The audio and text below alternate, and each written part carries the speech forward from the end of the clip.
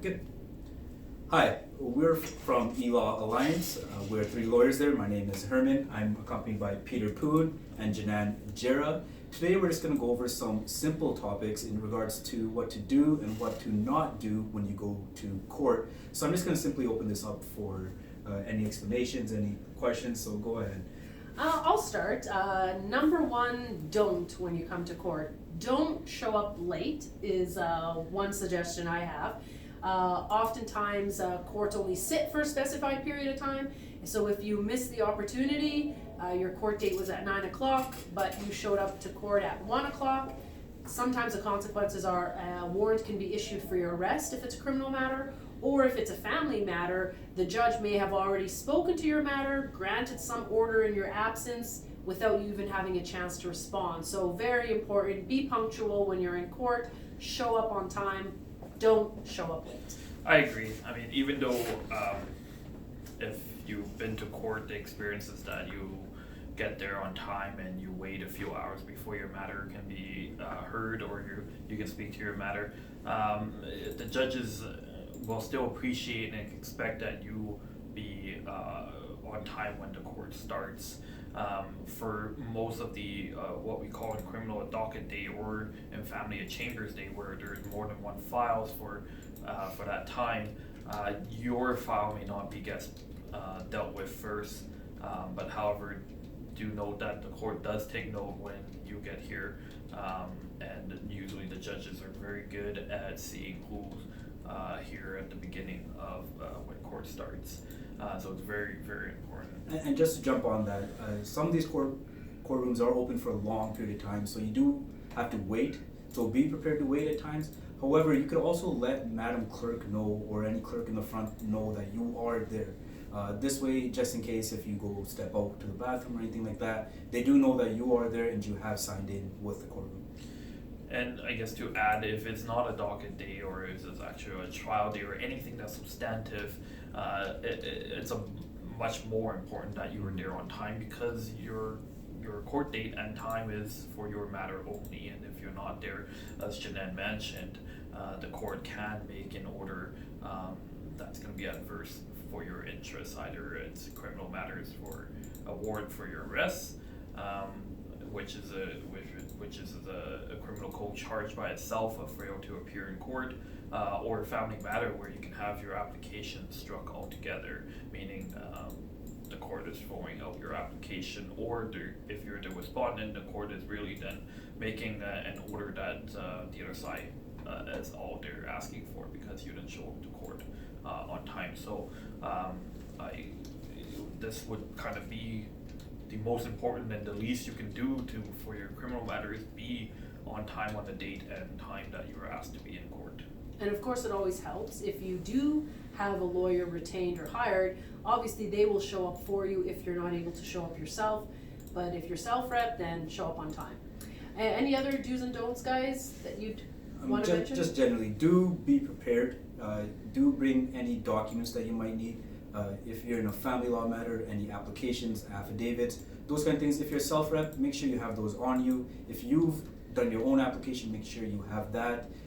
Expect that the judge, when your case, especially in a docket case, the judge doesn't have any information. So if you do have to refer to your own notes or your own application or affidavit, make sure you have that with you, because if you come and you're not prepared at court, essentially you have nothing with you. So that's definitely something to be prepared for. Yeah, and really with preparation, it doesn't have to be, if you're coming for a docket appearance or first appearance, it doesn't have to be you bring your whole file with you, or your whole binder with you. Really is what we do, at least for myself, are important forms, but the main points of what we're here to do today in court.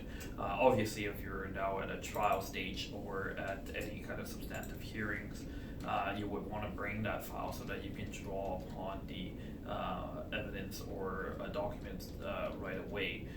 One of the good tip is being prepared is not as much as you want to be familiar with the material and with what you're asking the court to grant you, but make it organized so that you can access the information as quickly as possible. Time for court is a valuable resource, and if you've been to court before, you know it takes some time for us to book anything substantive, so there's not a lot of time for you to dig through your whole file to find that one piece of paper that you're looking for to show the judge. So you might want to have it tapped either the night before, the week before, so that you know exactly when the judge asks this is the question, you can pull it out right away. Yeah, I would say on a lesser scale, but still important, some do's and don'ts when you're in the courtroom. Don't expect that you can bring food or drink into the courtroom other than, let's say, water. So if you've got some Tim Hortons, don't bother bringing it to you into the courtroom. You're not going to be allowed to do so. Also, if you're wearing caps to court, you're not going to be permitted to wear a cap when you're in the courtroom. You're not permitted to speak out of turn while you're in the courtroom. What are some of the other... So don't be on your phone, things like that. As Janan said, the court's a very formal process. So those kind of things, a judge will notice if you're playing on your phone. And when your matter gets called up, a judge might recognize that that's that same person that's disturbing the court. You would hope that obviously wouldn't influence the judge's decision, but it is something that people do notice. And in criminal courts, you will notice that there will be at least one sheriff in the courtroom, and most of the time there will be the one that's, so to speak, enforcing the rules of the courtroom.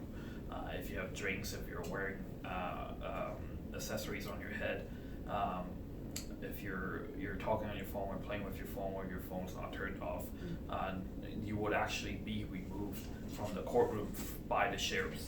And so just be careful of that if you're going to be bringing those. You can finish your coffee outside of the courtroom, and you can take off your hat and leave it outside the courtroom, or leave it with someone outside the courtroom where you can bring it with you, but just not have it worn, just to prevent the having a little chat from the sheriff. Another do I would mention, part of getting there early, is there is sometimes the availability of duty counsel. That is a lawyer that is there that can help you summarily with your matter. They can't represent you for your full matter, but they could definitely provide you some advice initially. And if you are there earlier, the more likely that you'll be able to speak to them. So they're usually situated outside either family courtrooms or criminal courtrooms. You can usually sign up on a list where they will call your name out, and then you can explain to that person your matter, and they could provide you some early initial advice. For a family docket matter, they might actually speak for you in court. So that's definitely one of the advantages to coming early, and you'll get some free legal advice if that happens. Yeah, just on top of that is just to elaborate a little bit more what duty counsels do. There are free lawyers provided by Legal Aid of Alberta to assist self-represented people in both criminal court and family court.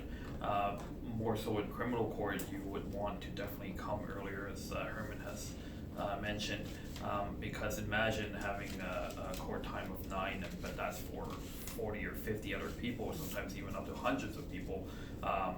Your chances of speaking to duty counsel, they only really have a few minutes to kind of guide you along for that day. So you definitely want to come early so that you get as much opportunity as you can to speak to them, so that at least you'll know what you can expect once you step into the courtroom.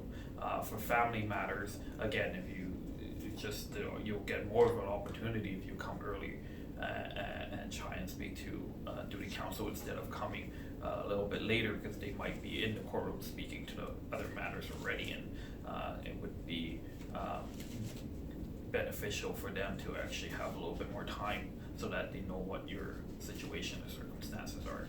Yeah, I definitely agree with that. If you come early enough to talk to duty counsel, that's a great idea. Other agencies or entities that you can speak to early on at the courthouse include members from the Elizabeth Fry Society, who help people with their court matters, finding their courtrooms, finding out when their court dates are. There's also Native Counseling Services, which also helps people connect to different resources and assists them in the court process as well. So seek out that assistance if you are a self-rep.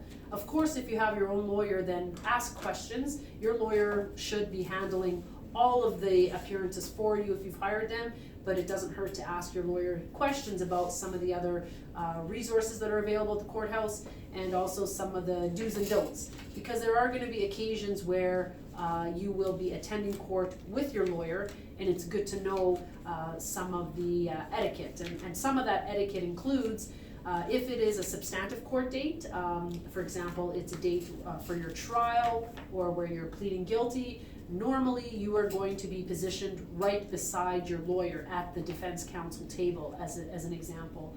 If you're in custody, then you may be permitted to sit at defense counsel's table after you ask the judge for permission to move from the secure cell area to where defense counsel is sitting. So that's another tip too. So I think that's it for this video. Stay tuned, because we have a whole lot more different do's and don'ts and just general tips regarding court and etiquette within the courthouse. So thanks for joining us for this video, and stay tuned for another.